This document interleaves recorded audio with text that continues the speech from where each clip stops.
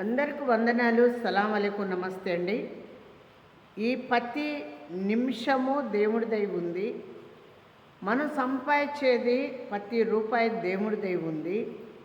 ఈ లోకంలో నువ్వు నడిచే తోవ, నువ్వు నిద్రపోయేది నిద్ర కూడా, పీల్చుకునే గాలి కానీ, నువ్వు తీసుకునే ఆహారం కూడా దేవుడిదై ఉండదు.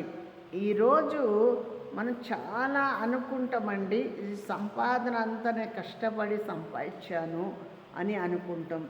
ఈ కష్టపడి నువ్వు సంపాదించిన సంపాదన దేవుడు నిన్ను నడిపిస్తే నువ్వు సంపాదించుకున్నావు. దేవుడు నిన్ను ఆజ్ఞతో కాపులా ఉంటే నువ్వు సంపాదించుకున్నావు.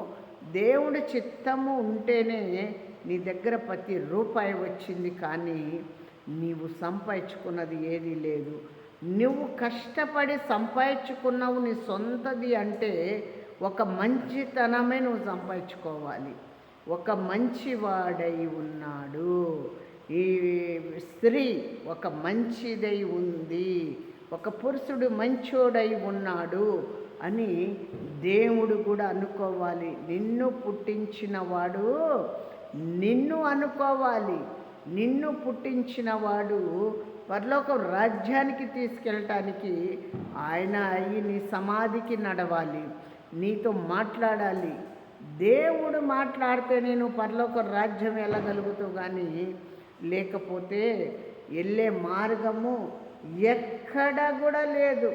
మనం అనుకుంటాం చాలా జాగ్రత్తగా ఉంటున్నాము, దేవుడు మనకు మరి ప్రతీది కూడా ఆశీర్వదిస్తున్నాడు అనుకుంటావు. కానీ నీవు మారే మనసు తెచ్చుకోవాలి దేవుడి కొరకు అని నువ్వు అనుకుంటున్నావా?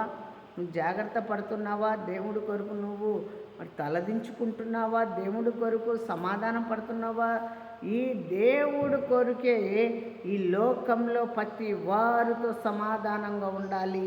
నీ తోడబుట్టిన వాళ్ళు కానీ, బంధువులు కానీ, స్నేహితులకు కానీ అందరితో కూడా ఉంటే దేవుడు నీకు రాజ్యానికి వారసులు చేస్తాడంట. ఆయన రాజ్యానికి వారసులు చేయాలంటే మనం ఏం చేయాలి? మంచి మనసును కలిగి జీవించాలి. నువ్వు మంచి మార్గంలో నడవాలి, మంచి తోవలో నడవాలి, మంచి ఆజ్ఞతో నువ్వు ఉండాలి. ఉంటేనే నీకు మంచి సంపాదన దేవుడు ఇచ్చినట్టు. నీకు మంచి మనసుతో కలిగి జీవిస్తేనే నీ రాజ్యానికి వారసులుగా నువ్వు ఉండాలి.